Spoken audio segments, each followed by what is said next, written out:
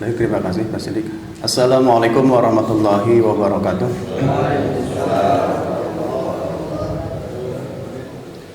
Alhamdulillah, alhamdulillahilladzi ba'atha nabiyana Muhammad sallallahu alaihi wasallam bi kalimati syariati wal sidin. Asyhadu an la ilaha illallah al-malikul haqqul mubin wa asyhadu anna Muhammadan abduhu wa rasuluhu al-mab'utsu lil alamin wa ba'du.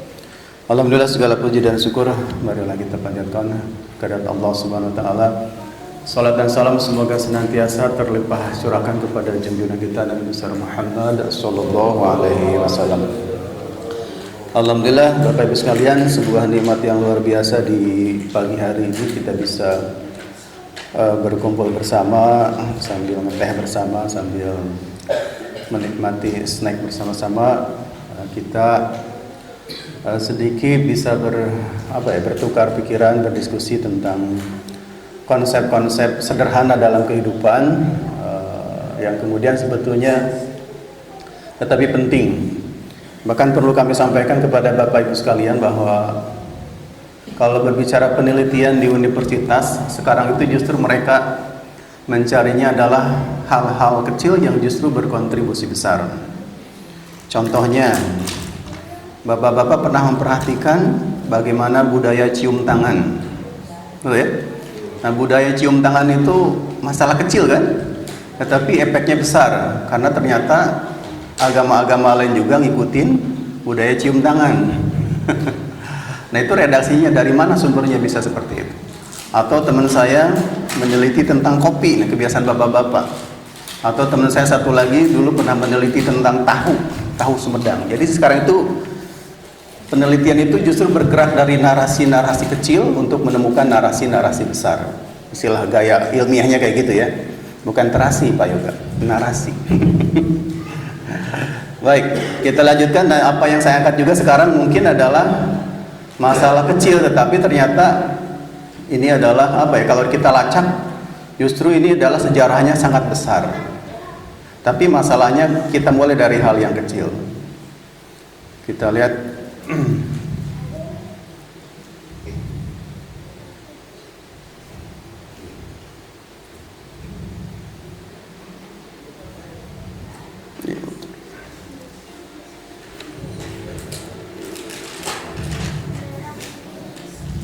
Polisi mengungkap fakta baru di balik kecelakaan sebuah mobil di Samarinda dan Tangerang pada 27 Juli yang lalu. Yang rekaman CCTV buka pada maling yang pura-pura menjalankan korban, padahal ia memasang barang-barang korban dari dalam mobil. Ya. Ada kecelakaan, ada orang yang membantu kecelakaan tersebut, tetapi ternyata tujuannya bukan itu ya. Ini kejadian nyata ya.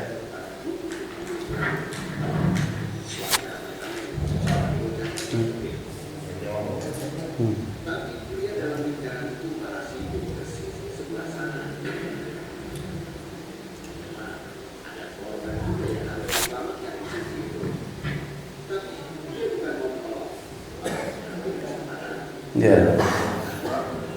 Orang kesini, ada orang mobil, dia malah kesana kan. Ternyata yang dia incer adalah tas milik korban. Nah, kemudian dia keluar dengan santainya membawa tas. Kemudian dengan gayanya dia seolah-olah pura-pura beliin minum buat anak ya. Nah, habis itu kabur. Ya.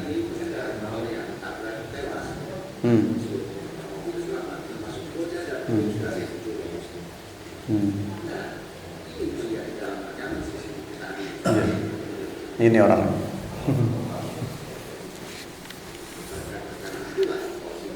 Ya. Ibu pernah ngalamin kerabat atau saudara yang ngalamin seperti ini? Nah, ini di Indonesia ini adalah sebuah fakta yang nyaris sering terjadi, Bu. Saya perhatikan nyaris sering terjadi. Salah satunya terjadi sama kakak saya. Jadi kakak saya ketika terjadi kecelakaan, motornya terpental jatuh, ada yang nyelamatin motornya. Motor itu kan disimpan di rumah tetangga besoknya kan di tempat kecelakaan itu. Nah, besok paginya akinya itu udah hilang. Kejadian ketika sebuah bis kecelakaan di Tanjakan Emen, ya, di Tanjakan Emen. di Tanjakan Emen itu sekelompok ibu-ibu yang lagi koperasi mana kan ada ya dulu ya yang di Ciputat, inget ya, itu kan di Tanjakan Emen jatuh, dan salah satu korbannya ini mertua dari tetangga kita ya, Pak Didit. Nah, mertuanya kalau nggak salah jadi korbannya. Itu Bu, banyak laporan bahwa korban-korban itu HP-nya pada hilang semua. Nah ini kalau kita teliti, sadis ke orang Indonesia itu, sadis Pak. Jadi dia nggak sadar ya ketika ngambil HP itu ada bercak darah mungkin ya, kemudian dia pakai buat telepon segala macam. Itu kan masalah mental yang sangat besar. Dan ini hampir kejadian di setiap kecelakaan-kecelakaan besar itu selalu ada saja. Dulu ketika kejadian kebakaran-kebakaran di kota-kota besar, itu banyak yang nyelamatin barang, tetapi bukan disimpan pada tempatnya, dibawa pulang ke rumah. Saya ingat tetangga saya pulang dari Jakarta, dia ngumpulin sendok. Cuman saya curiga sendoknya itu hitam-hitam, ternyata katanya dari korban kebakaran. Itu bisa dibawa ke rumah gitu. Orang kecelakaan, Masya Allah. Emang rampasan perang. Nah, ini kan mental sebuah bahaya besar Pak. Jadi ini kalau gurunya melihat anaknya seperti ini, guru agamanya, guru sekolah itu pasti nangis. Saya nggak nyuruh Anda seperti itu. Tetapi di kenyataan banyak kejadian seperti itu. Nah, tidak memikirkan, ini namanya tidak memikirkan orang lain, yang penting dirinya.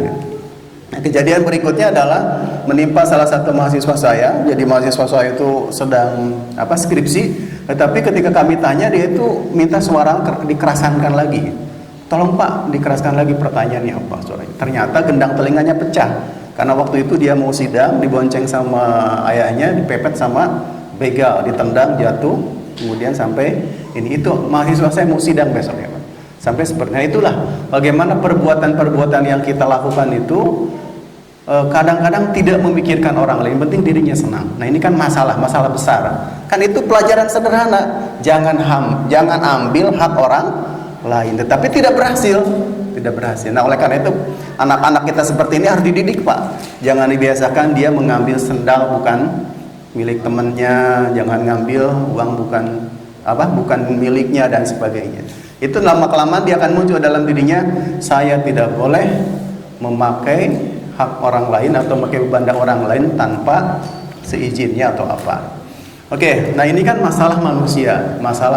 Dari dulu penelitian tentang manusia, bagaimana menjadi manusia unggul itu sudah terjadi di masa lampau. Bahkan banyak suku-suku tertentu yang mengklaim dirinya adalah manusia unggul. Jadi manusia unggul itu bukan hanya milik Pak Yuli, tetapi juga beberapa orang lain mengklaim bahwa dirinya itu, rasnya itu adalah manusia unggul, manusia hebat ya. Nah nanti kaitannya apa sih dengan kisah tadi nanti di belakang ya. Cuman kalau kita bicara tentang manusia ideal, manusia yang unggul, manusia hebat dan sebagainya, yang fisiknya oke, otaknya oke, bahkan ujung-ujungnya akhlaknya oke, nah itu seperti apa? Nah ternyata ini bisa kita lacak sampai ke belakang gitu. Jadi dulu Nazi itu kan dia terkenal dengan sistem politik rasianya, bahwa dia merasa bahwa dirinya itu bangsa Jerman sebagai turunan bangsa Arya yang paling unggul gitu ya. Nah, pemimpin partai Nazi dan salah satu orang paling terkenal dalam sejarah, Adolf Hitler, mempercayai teori bahwa orang Jerman adalah keturunan bangsa Arya. Jadi bangsa Arya ini diyakini merupakan keturunan ras Nordik dan tinggal di dataran Jerman pada masa prasejarah. Sampai dia ngirim utusannya. Nah, ini Pak, utusan dari Hitler datang ke Tibet untuk meneliti nenek moyangnya. Sampai diukur lebar wajahnya, panjang jidatnya, tinggi badannya, dan itu nanti dijadikan standar manusia ideal di Jerman. Jadi kalau ada yang tingginya di bawah standar, penyakitan itu sudah pasti dibawa ke camp pertahanan dan dimusnahkan. Nah ini katanya Hitler meyakini bahwa Jerman merupakan keturunan ras Arya, adalah merupakan ras unggul. Ras Arya dianggap memiliki ciri fisik seperti tubuh yang tinggi, rambut pirang dan mata biru. Nah contoh idealnya adalah Toni Kroos. Ini bukan pemain Lazio ya Pak, bukan? Bukan Lazio. Main di mana ya Pak hari ini? Nah ini ya, jadi dari dulu orang itu sudah mencari figur-figur ideal manusia hebat. Dan orang Jerman menemukan satu fakta bahwa orang hebat itu adalah suku Arya, dirinya gitu ya. Tidak hanya seperti itu, di daerah Eropa, di Amerika mungkin umumnya juga Eropa, adalah ras unggul mereka itu ada versi Kaukasoid atau yang kita kenal sebagai tipe kulit putih. Sampai dulu di Afrika itu kan ada politik namanya politik apartheid, di mana orang kulit hitam dan kulit putih haknya itu dibedakan. Ini persis dipraktekkan di Israel sekarang. Jadi ada undang-undang perkawinan, undang-undang warga negara, sampai begini, kalau seorang Palestina menikah dengan Yahudi, maka yang mendapatkan fasilitas itu ya Yahudinya saja. Warga Palestinanya itu bahkan katanya nggak boleh nginep di wilayah Israel berapa hari gitu. Itu nggak boleh. Itu kan apartheid, sama dengan yang dilakukan dengan di Afrika dulu.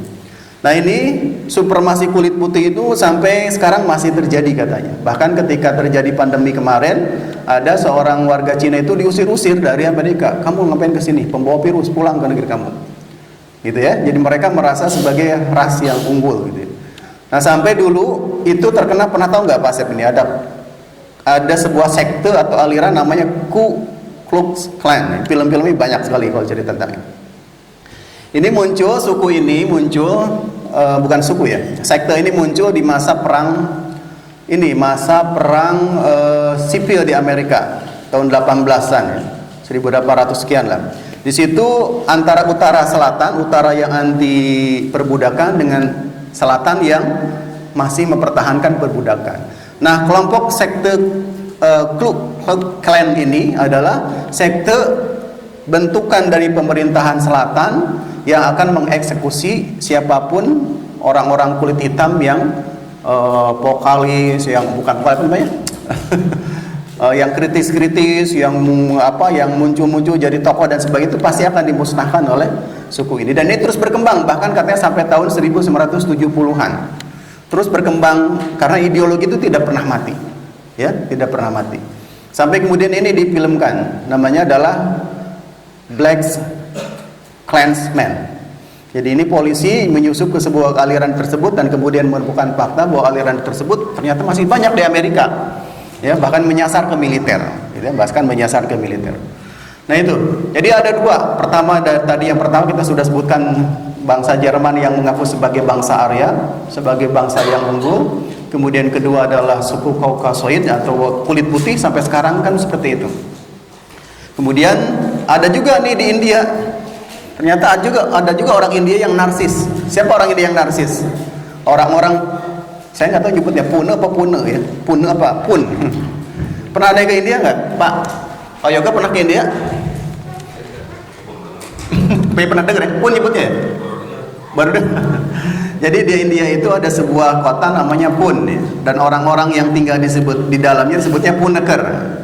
Jadi mereka itu orang-orang yang sukses, Jadi banyak warga-warga Pun ini yang kemudian jadi birokrat-birokrat, jadi teknokrat-teknokrat yang pergi ke Amerika dan berhasil. Sehingga lama-kelamaan mereka menjadi pribadi yang sombong. Salah satu bentuk kesombongan itu ini, nempel papan di setiap sudut rumah dengan kata-kata yang rasis, dengan kata-kata yang sombong, ya, dengan kata-kata yang tidak sopan. Contohnya seperti ini. Kalau ada yang parkir di sini, ban kendaraan akan ditusuk. Itu parkir gede-gede. Jika bel tidak dijawab setelah sekali berdering, pahami bahwa kami tidak ingin bertemu dengan Anda. Pergi gitu. Coba sampai seperti itu, ya. Ini dalam redaksi bahasa Inggrisnya, ya. If the bell is not answered after ringing once, understand that we don't wish to meet you. Leave. Pergi. Wait after you ring the doorbell. Residents are human, not Spider-Man. Jadi tunggu katanya sampai bel selesai berbunyi, ya. Jadi penduduk rumah itu manusia, bukan Spider-Man. Ya. Nah, kemudian sampai di bawah yang tadi ini ya. Our son's marriage has been fixed, do not bring proposal. Kan di Amerika yang dilamar pria ya. Mereka itu sampai dengan sombongnya menempel sebuah tanda, anak kami sudah bertunangan, jangan coba-coba mau melamar, sampai ditempel seperti itu. Bahkan untuk hal yang sederhana saja, jangan parkir di sini, itu kalimatnya bisa upload tambahan di bawahnya. Jangan parkir di sini. Kalau kamu parkir di sini, maka kemarahan nenek moyang kami akan sampai ke kepala kamu. Tali sepatu kamu tidak akan terikat lagi. Tupai menyeramkan akan datang menyerang ke rumah kamu. Kulkas kamu akan tumpah. Begitu. Saking gak mau orang parkir, ditulisin di bawah itu. Kalau di kita kan hampir sama-sama ya, hampir sama. Ada tempat sampah, biasa kata-katanya apa? Hanya dogi yang buang sampah di sini gitu. Sampai kalau orang PGP kan masih sepan-sepan, Bapak Ibu tolong jangan buang puing gitu ya. Kalau di luar-luar sana kan sadis-sadis, hanya dogi yang buang sampah di sini gitu kan. Bukan manusia ya. Ini ngikutin gaya-gaya orang Punakar ya. Jadi mereka punya patya atau tanda di papan yang kasar-kasar ya. Nah, dua tadi berapa? Suku Arya, kemudian Yahudi, orang kulit putih, Punakar katanya, ini saya baca artikelnya dia. Kemudian yang ketiga, yang keempat justru yang paling fenomenal ya ini, karena dari zaman dahulu memang terkenal ya. Jadi kenapa sih orang-orang Yahudi dianggap sebagai manusia unggul? Karena katanya ada seorang dokter, Stephen Carleon, menghabiskan waktu 3 tahun di Israel dan menemukan banyak fakta. Pertama, ketika ibu-ibu sedang hamil, nah ibu-ibu ini mungkin contoh baiknya bisa dicontoh ya. Jadi mereka itu katanya kalau mereka hamil, ibu-ibunya hamil, mereka itu banyak mendengarkan musik piano dan setelah itu langsung beli buku matematika. Kalau orang Indonesia hamil nggak beli buku, beli rujak kan? Beli rujak. Tapi kalau di sana katanya membiarkan musik-musik klasik, kemudian banyak mengerjakan soal matematika untuk merangsang otak. Jadi mengerjakan matematika sederhana. Tuh. Kalau kita paling Banten ngisi TTS ya, maksudnya untuk memancing saya nggak tahu hubungan secara ininya, tapi yang jelas mungkin otaknya berjalan sehingga mungkin bisa merespon si anak janinnya itu untuk bisa bangkit juga pemikirannya.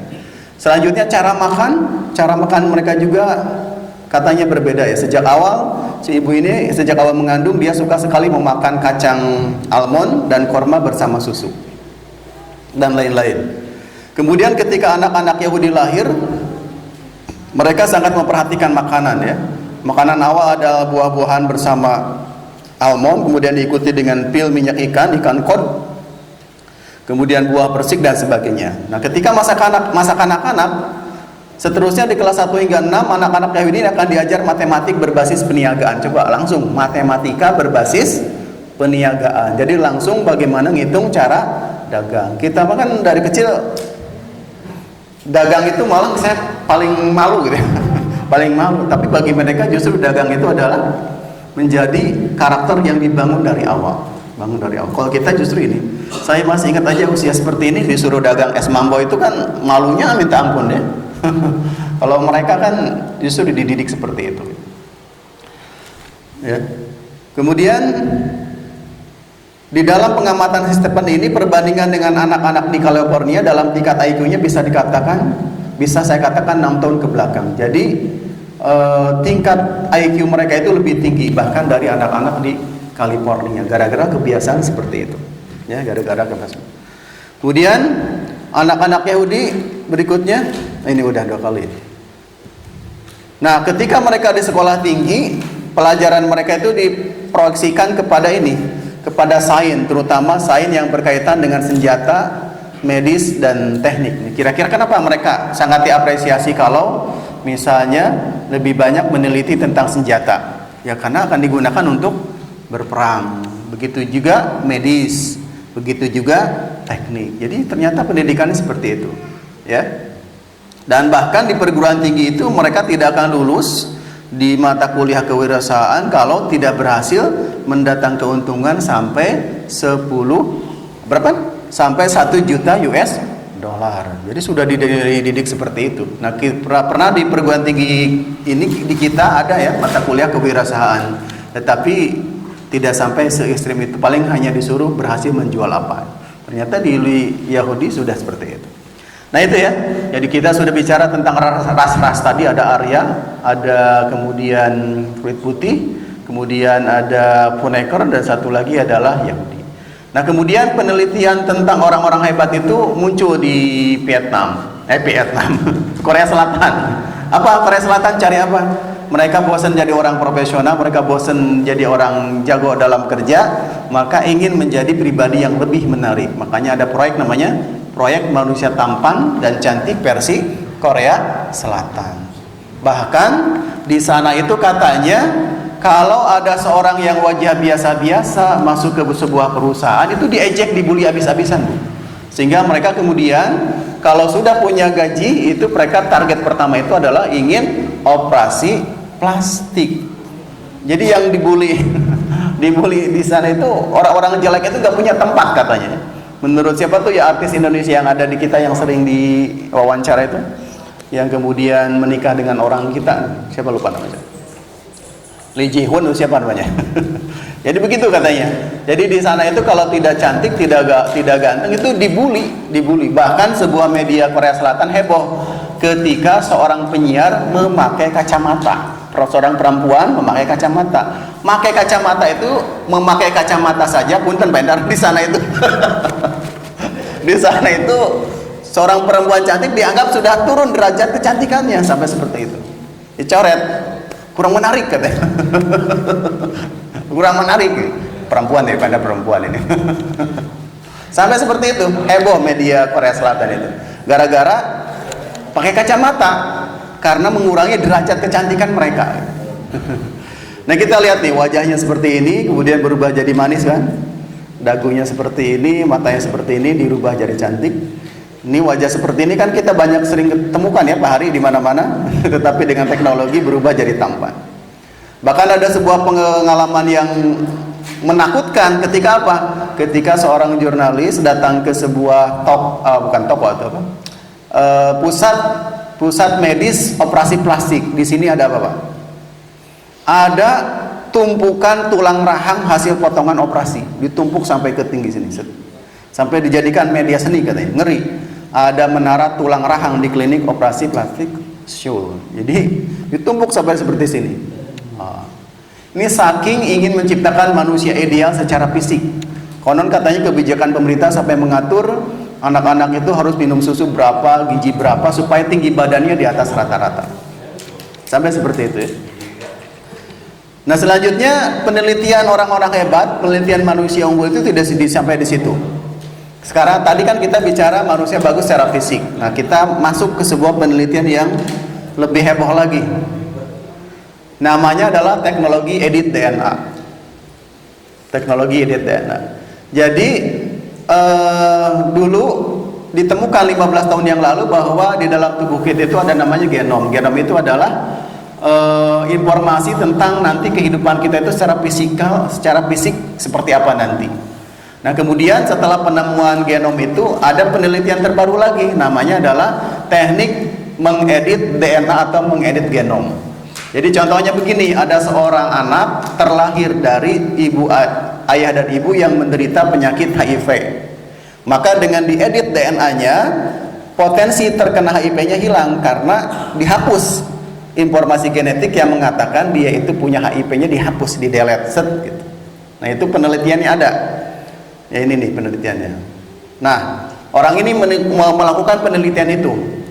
Jadi seorang anak bukan lahir malah masih salah ngomongin. Jadi masih dalam bentuk embrio, masih dalam kandungan ibunya, tapi ibu bapaknya ini dia punya HIV. Jadi embrio itu diedit dulu, kemudian dihilangkan potensi-potensi dia kena HIV-nya. Tetapi katanya penelitiannya gagal. Penelitiannya gagal, ini orang Cina, dan malah dia dipenjara oleh pemerintah Cina selama 3 tahun. Ya, selama 3 tahun karena tidak berhasil. Tetapi prediksi-prediksi para ilmuwan dan para peneliti sains nanti untuk kedepannya ini bisa saja berhasil. Dan kalau berhasil itu akan menjadi ancaman bencana yang besar bagi masyarakat dunia. Apa yang terjadi, Pak? Jadi teknologi edit DNA ini, kalau tadi kan kita untuk menciptakan manusia yang cantik dioperasi plastik ya. Tetapi dengan adanya edit DNA ini untuk menjadi manusia cantik dan manusia tampan tidak lagi perlu operasi plastik, tetapi DNA-nya yang diedit. Mau seperti apa? Tinggal dimasukkan informasi. Kalau misalnya saya pengen punya anak ganteng seperti Elvis Presley, misalnya diedit lah unsur-unsur dan sebagainya. Bukan hanya itu, bukannya fisiknya saja, tetapi otaknya.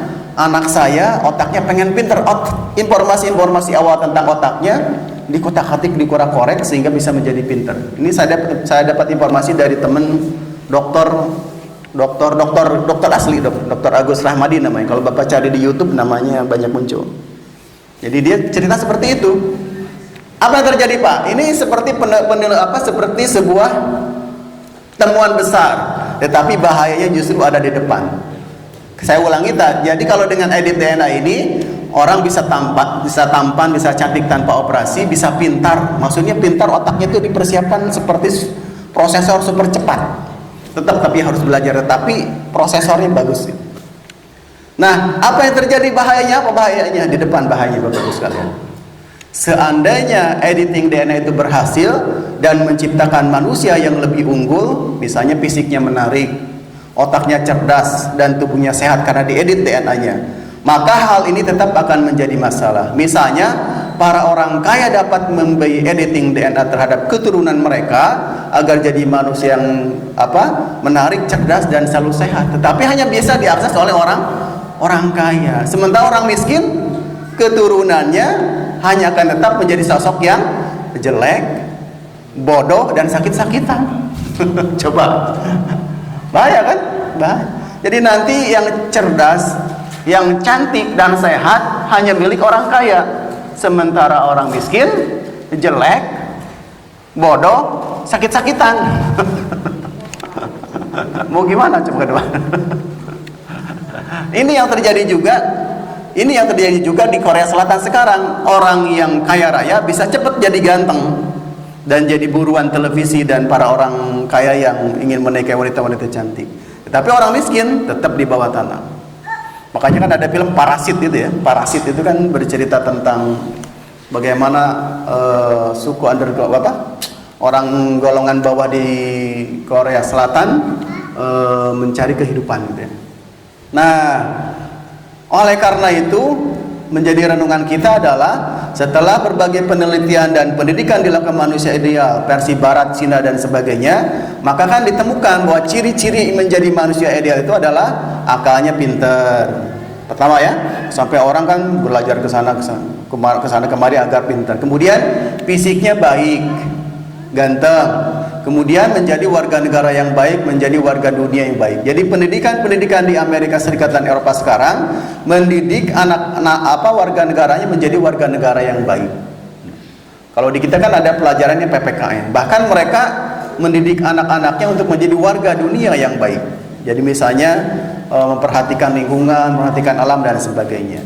Tetapi bagi kita, ciri-ciri ideal barat ini, akalnya pintar, fisiknya bagus, menjadi warga negara yang baik, menjadi warga dunia yang baik, ternyata masih menyisakan ruang kosong. Karena bagi seorang muslim, kriteria tadi itu tetap belum menjadi kriteria manusia ideal, karena belum memasukkan unsur keimanan dan akhlakul karimah. Nah, oleh karena itu sehingga dengan renungan-renungan tadi, dengan hasil-hasil evaluasi kita di belakang, maka manusia ideal versi Islam itu adalah pertama, dia punya keimanan kepada Allah, akalnya cerdas, fisiknya baik dan sehat, termasuk mentalnya di sini kelewat ya, menjadi warga negara yang baik, menjadi warga dunia yang baik dan sayang pada seluruh makhluk. Dan bisa disimpulkan dengan cara yang lebih simpel, yaitu iman kepada Allah, punya akal yang sehat, punya fisik yang sehat, dan satu lagi akhlaknya bagus. Itulah manusia ideal di masa sekarang. Pak Yoga, tadi kan akal bisa diedit, betul kan? Fisik bisa diedit, tapi siapa yang bisa mengedit hati? DNA tidak bisa.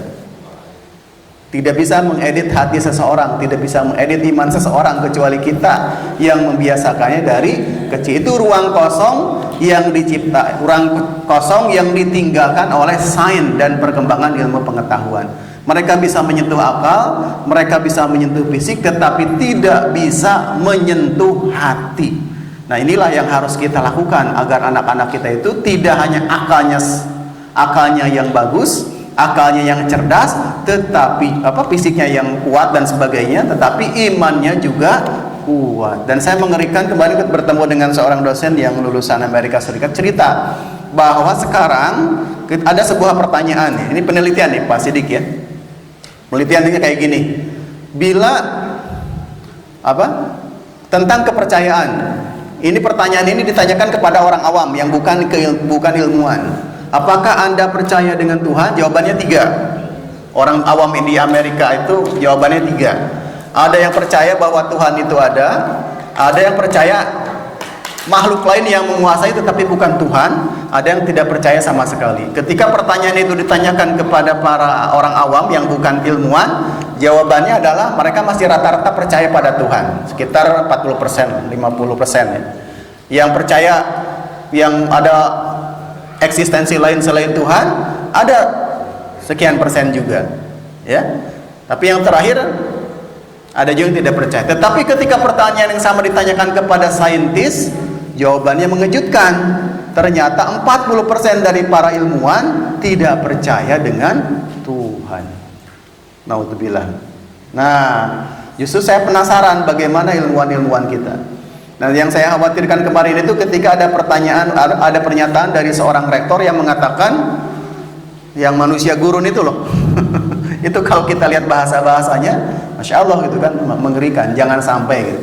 Para ilmuwan kita juga kehilangan kepercayaan kepada Tuhan. Oleh karena itulah maka manusia ideal itu selalu dimulai dengan iman kepada Allah Subhanahu wa ta'ala. Baru pikirkan akalnya, pikirkan fisiknya. Dan iman itu kan harus satu paket dengan akhlak. Selanjutnya suri tauladan dari Rasul sudah sangat jelas. Beliau itu punya sifat staff ya, sidik, tabligh, amanah, fatonah. Saya suka menyingkatnya jadi staff, sidik, tabligh, amanah, fatonah. Nah di kita baru ada sidik, belum ada fatonah. Apalagi tabligh, baru ada sidik. Jadi jujur ini akhlak, amanah juga akhlak, tabligh juga akhlak. Nah fatonah di sini kecerdasan. Jadi Rasul sudah mencontohkan kecerdasan dan akhlak. Selanjutnya Rasul juga dalam surat At-Taubah mencontohkan sangat menginginkan keimanan dan keselamatan. Berarti ini kan sudah ada 3 kriteria: iman, cerdas, akhlak. Iman, cerdas, akhlak. Nah, sehingga dengan berbagai rumusan tadi kita bisa menyimpulkan bahwa manusia ideal dalam Islam adalah manusia yang memiliki keimanan kepada Allah, menjaga kesehatan fisik dan mental, berakhlakul karimah agar dapat menjadi warga negara yang baik, warga dunia yang baik. Warga dunia itu maksudnya apa? Kita kan tinggal dalam satu planet yang sama kan? Berarti jaga pohonnya, jaga udaranya, jaga sungainya agar kita bisa berkontribusi pada dunia. Kemarin saya ngobrol pendek dengan Ustadz Fatur. Jadi kata Ustadz Fatur, beliau pernah penelitian sedikit. Katanya beliau pernah menampung air dalam ember waktu hujan besar turun. Ketika diperhatikan itu air hujan pekat banget, hitam banget katanya. Ternyata mungkin ini adalah alasan mengapa beberapa belakangan ini kita di sini banyak yang sakit-sakitan. Bisa jadi karena kualitas hujannya sudah tidak bagus lagi. Gitu ya. Ini Pak Ustadz Fatur maju juga ininya pola pikirnya. Jadi dari beliau bisa seperti itu. Nah, ini bisa jadi seperti karena kan kita dikelilingi pabrik segala macam. Jadi kualitas air hujan sudah tidak bagus lagi. Saya juga aneh kalau saya pulang ke kampung, Pak Hadi, saya seminggu di sana kulit menjadi lebih kuning. Padahal airnya di situ agak lebih keruh ya. Saya mandi. Tapi di sini bening, kok jadi hitam kulitnya itu ya. Masalahnya apa gitu? Masalahnya. Nah itu Pak, jadi intinya manusia ideal dalam Islam itu kita tanamkan iman, kita jaga fisik dan mental yang bagus, akhlaknya harus keren juga, jadi warga negara yang baik, jadi warga dunia yang baik. Nah kadang-kadang kita mah boro-boro menjadi warga dunia yang baik, menjadi warga PGP yang baik juga masih susah. Buktinya apa? Bayar iuran masih telat, jimpitan telat melulu. Jangankan warga negara yang baik, warga PGP yang baik juga kita kadang-kadang masih susah. Saya tanya Bu, ini saya promo Pak Guyuban ya. Kalau kita meninggal dalam keadaan 3 bulan tidak membayar iuran PGP, maka kita termasuk orang yang ditangguhkan urusannya oleh Allah Subhanahu Wa Taala karena belum bayar hutang Bu. Jadi kita itu ditangguhkan sama Gusti Allah urusan akhirat, tidak diproses ke berikutnya, sengsara kita karena punya sisa iuran yang belum selesai. Jadi jangan coba-coba dengan masalah hutang. Karena begitu. Walaupun cuma 40.000, tetapi kalau dibawa mati bisa menyebabkan kita tertahan dalam proses keakhiratan. Jadi kalau masuk deportasi itu ditahan di bea cukainya akhirat, ditahan. Jangan masuk dulu, belum beres. Karena hutangnya masih belum terbayar. Kecuali di dunia ada yang menjamin saya tanggung seluruh utangnya, silakan kamu jalan. Selanjutnya dikit lagi, masalah besar umat Islam sekarang itu adalah belum terpatrinya nilai-nilai agama dalam kehidupan sehari-hari. Karena permasalahan lingkungan, pendidikan, sistem hukum dan lain-lain. Terutama pendidikan kita belum bisa membangun anak-anak didik kita itu menjadi punya karakter yang fighter, karakter yang berakhlakul karimah dan sebagainya, gitu ya. Jadi itu yang menyebabkan kita belum bisa memakai. Nah, mungkin kita bisa terapkan dulu kepada anak-anak kita hal-hal yang sederhana. Jangan berbohong, jangan memakai barang hak orang lain. Bahkan kita itu kadang-kadang untuk menyampaikan kebenaran saja harus pakai cara berbohong. Ini ibu-ibu jangan dicontoh ya.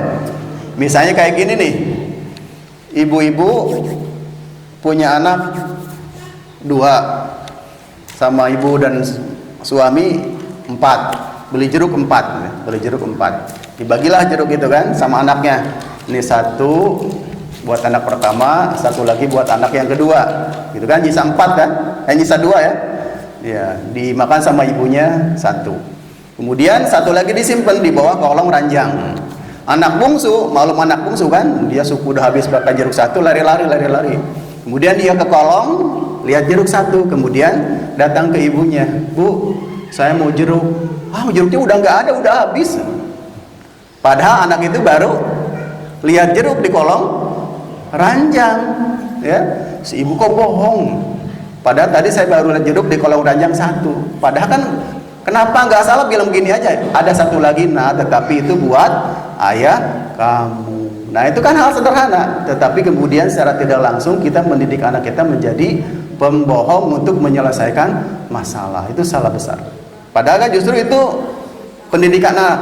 Nah, jeruk itu ada 4. Nah, kita harus berbagi, 1 ayah, 1 ibu, 1 kakak kamu. Kalau kamu makan 2, nanti ayah makan apa? Nah, itu kan anak dididik mental kan, dididik moral kan. Kalau tadi dia anak dididik berbohong. Nah, masalah besar umat Islam sekarang itu ya gitu, belum bisa mempraktikkan nilai-nilai di dalam Islam dalam kehidupannya secara sehari-hari. Nah, contoh misalnya ini kita cek nih, masyarakat dunia atau negara-negara dunia yang paling terampil bekerja, paling profesional bekerja, ternyata lagi-lagi barat lagi ya, Swiss, Denmark, Luxembourg, Islandia, Swedia, Australia, sampai Belanda. Paling banter Singapura di Asia. Negara Islam belum masuk juga. Kemudian masalah selanjutnya, negara paling aman untuk liburan versi tahun 2022, ternyata yang paling senang dikunjungi adalah Islandia. Islandia ini padahal punya perdana menteri yang lesbi ya. Tetapi Masya Allah, dalam urusan keamanan justru mereka yang pertama. Ini kita ada masalah apa ya? Kedua, Selandia Baru. Nah, Selandia Baru itu katanya kalau dibuka pintunya saja dan ditinggalkan seharian itu nggak bakalan ada orang yang masuk. Kanada, Swedia, Jepang, Australia, Swiss. Di Jepang ini kalau kita ketinggalan HP di kereta, tanya ke bagian security atau informasinya, itu tak lama kemudian pasti datang HP kita. Kalau kita mah jangan ninggalkan HP di kereta, ninggalkan HP di dalam rumah, bisa hilang sama laptop dan motornya. Australia, Swiss, Irlandia, Jerman, Inggris, negara-negara paling aman dikunjungi. Indonesia, Masya Allah, gitu ya, Masya Allah. Nah, berarti ini PR besar buat kita semua. Dan ini pesan saya satu Pak, terakhir sebelum ditutup. Jadi ketika kita mengajar anak kita, ini sesuai dengan arah pendidikan dari UNESCO ya, dan ini cocok juga dengan ajaran Islam. Jadi ketika kita belajar, pertama adalah targetnya agar kita berpikir. Tetapi setelah berpikir adalah kita harus harus tahu cara mempraktekkan. Setelah tahu cara mempraktekkan, maka kita harus menjadi pribadi yang mandiri. Setelah menjadi pribadi yang mandiri, kita harus belajar live together, berbeda pendapat, bermasyarakat dan lain sebagainya. Nah, ini yang paling berat adalah di live together. Di live together. Paling berat. Saya beberapa kali kan pindah-pindah Pak ya. Di rumah saya sendiri, kemudian pindah ke rumah istri, pindah ke rumah kontrakan, dan sekarang di PGP itu masalah masyarakat selalu ada. Dan ini adalah kenyataan hidup yang harus kita hadapi. Kenyataan. Dan masalah itu bukan dengan ini, kadang-kadang di tempat saya itu saya masih ingat bagaimana paman saya itu diserang dan sebagainya gitu ya, gara-gara membangun masjid. Ada ini masjid, bangun masjid.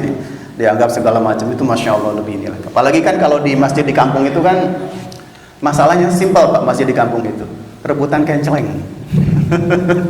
Kalau ini misalnya masjid udah berdiri mapan, tiba-tiba ada masjid baru, kan otomatis jamaah ketarik kan?